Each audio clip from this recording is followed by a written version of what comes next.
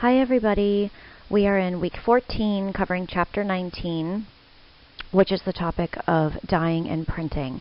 And actually we've reached the final week of new content for this course. So this is basically the last step of the fabrication process. There are two types of colorants available when it's time to dye fabrics. So those are either pigments or dyes.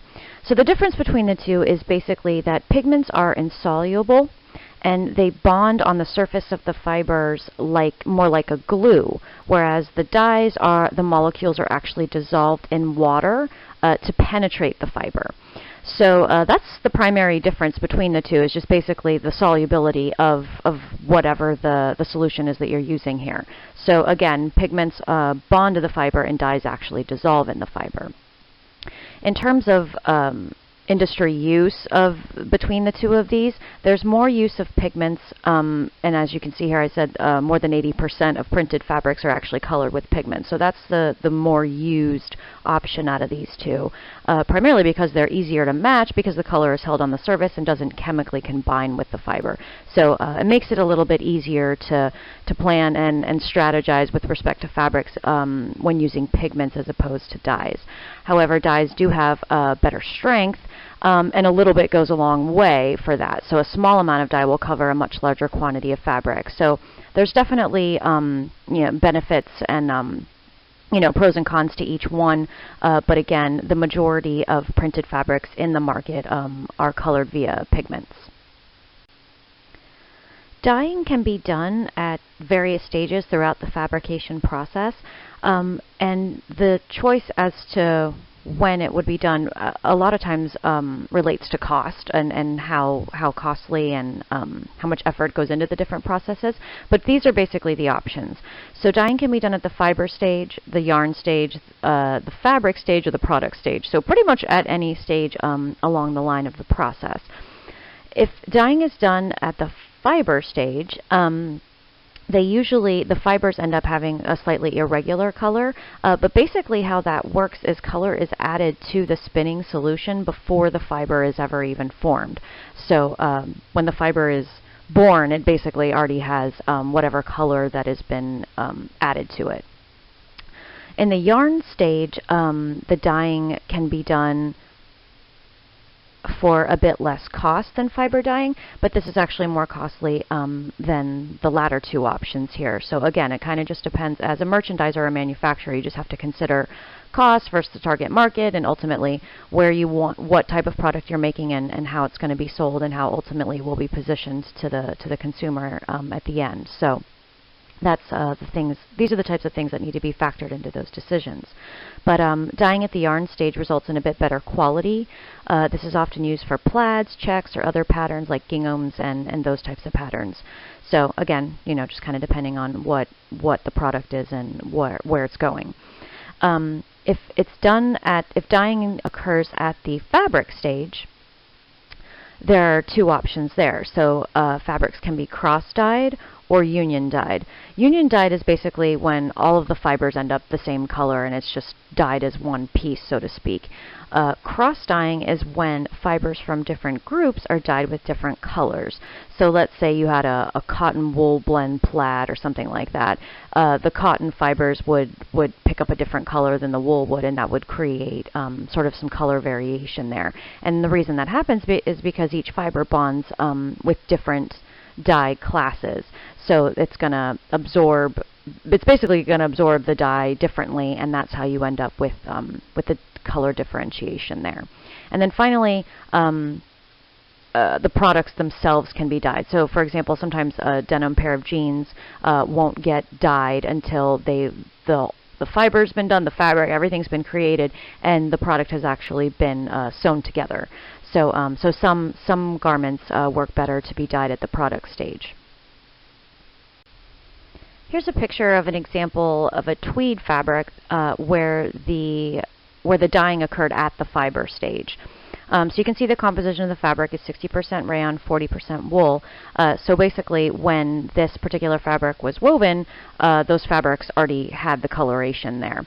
it looks like, just based on those percentages, that the wool is the red color and the rayon is more of the yellow color.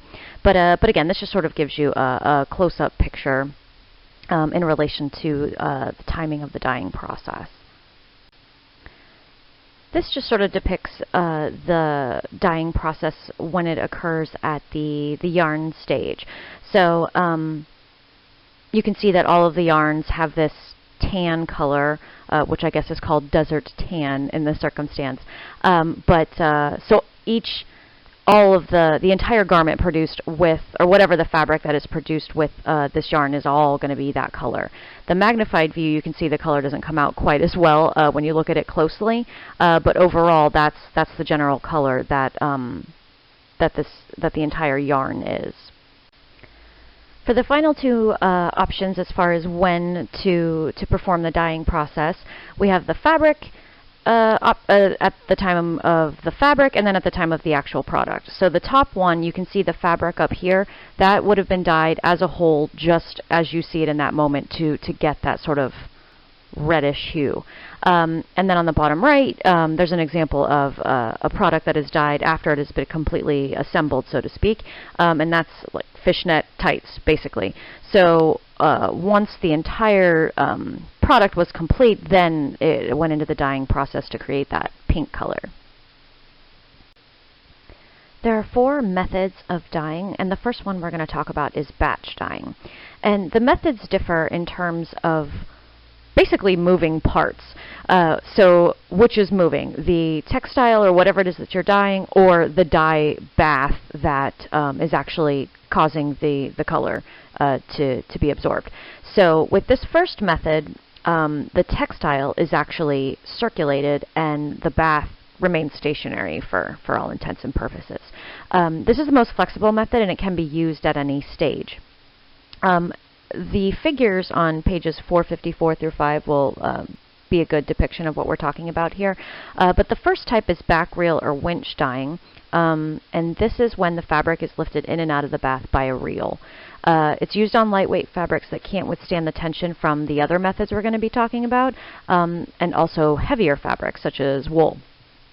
Jig dyeing is when the fabric is carried around 2 rolls back and forth through the dye bath, and that method is used for fabrics that may crease.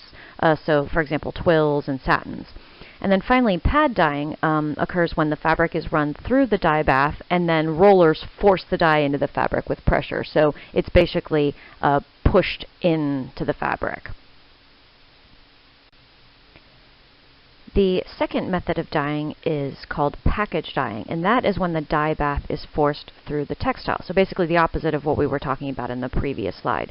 So here the dye is circulated, not the fabric. This is primarily used during the yarn stage. The third method is combination dyeing, and that's when both the textile and the dye bath are circulated. So kind of a combination of everything we've been talking about here, hence the name. Within that type of dyeing, there is jet dyeing, paddle dyeing, and then continuous machine dyeing. So jet dyeing is similar to Beck dyeing, where the fabric is processed as one continuous loop, and this is used for delicate polyester. And then paddle machines, or dyeing done via paddle machines, rotary drums, or tumblers, this happens when the paddle wheel is moving the garments in the dip, and of course the dip is moving as well. So this is actually used primarily in the product stage. And then continuous machines are dyeing both the fabrics and the yarns, and these are used for large fabric lots.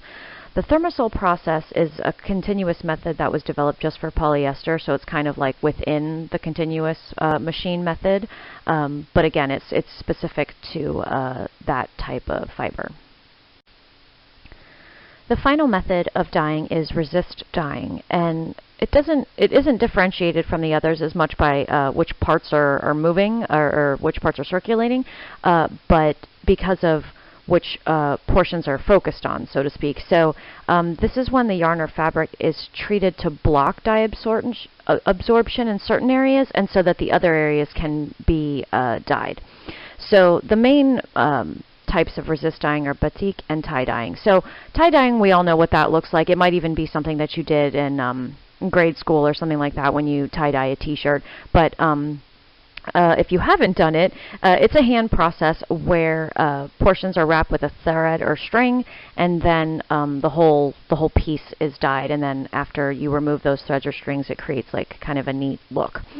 And then batik dyeing is when wax is applied to those certain portions to prevent the dye from absorbing in those areas, and then the rest is dyed in a cold bath.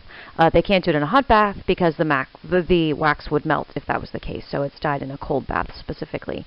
The ikat type is an ancient form of tie dyeing, so not really used anymore, but just as a reference, the yarn is tied, dyed, and then subsequently woven.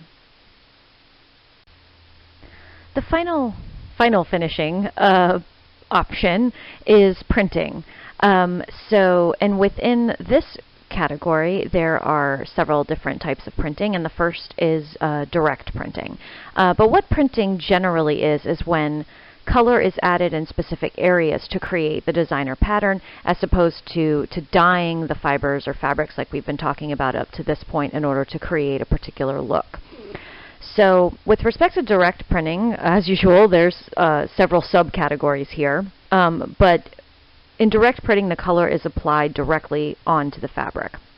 With block printing, the pattern is carved out on the fabric and then it's stamped on. It's an older hand process, not really used all that much anymore, expensive and slow. It creates an irregular pattern that's kind of unique, but again, you're not going to see it all that often with any sort of mass production, really. The same thing is true for warp printing. This is when the warp yarns are printed before the fabric is woven. Also pretty uncommon, expensive and slow again. It does create kind of a unique look, but not something you're going to see all that much on a general larger scale. Roller printing, however, you will, and that's where the fabric goes through engraving rollers. It's less expensive in comparison to the other two direct printing methods, but the number of color options are limited by the roller equipment.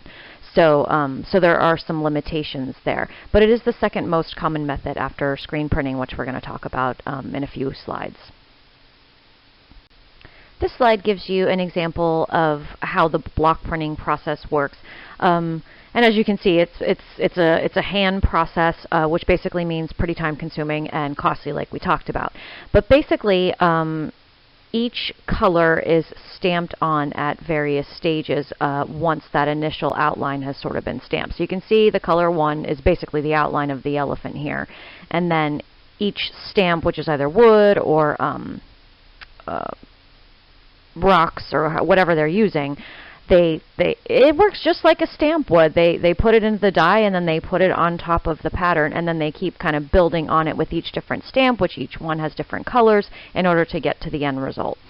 So really tedious and time consuming.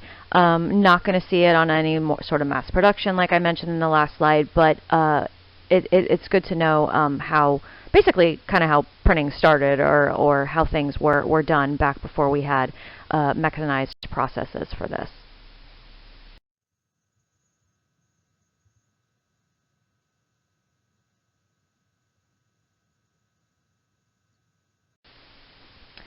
Two additional methods of printing are discharge printing and screen printing.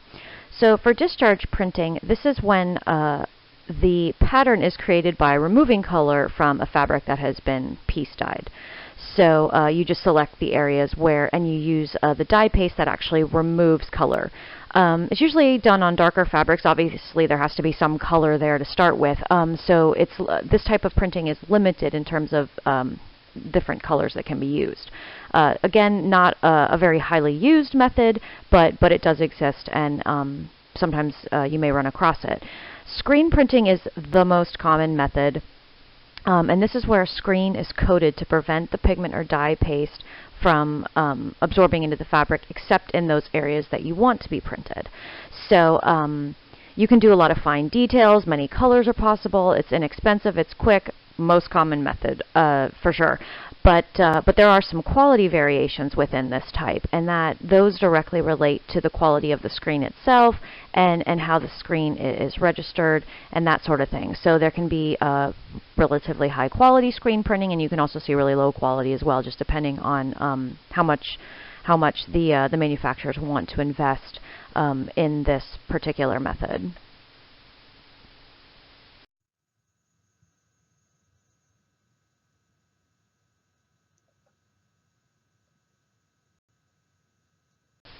The final two methods of printing we're going to discuss here are digital printing and heat transfer printing. So with digital printing, microdrops of ink are applied to the fabric surface by a computer. It's pretty inexpensive, quick, easily adaptable to change, and you can mass customize things. Fine details are a bit limited, but this process hasn't been used at a significant commercial level at this point. It's primarily focused on carpeting, but there might be some changes in the future. So this one is, of course, something that we need to know. And then the final method of printing is heat transfer printing, and that is when a design is transferred to the fabric from a specially printed paper and then through heat and pressure. So the best way to think about that is if you've ever ironed on a graphic to a t-shirt before, that's kind of what you're doing there. It's quick. You can get into some really detailed designs, obviously. It's inexpensive and low capital, but it is limited to synthetic fibers because of the heat and the pressure that's required. Not all of the natural fibers, most of them actually, wouldn't really be able to withstand that. So there are some limitations with this type of printing. Here's a picture that gives you an idea of what digital printing looks like up close, being the really important point here. So you can see the overall picture on the left, but on the right, if you look closely at this type of printing, it's like little dots have been collectively put together to create an image, almost like a mosaic of some sort on a very, very more small scale. But this just gives you an idea of how this printing process comes about. And again, not used to a great extent at this point, but it'll be interesting to see how this process works into overall finishing printing processes in the future.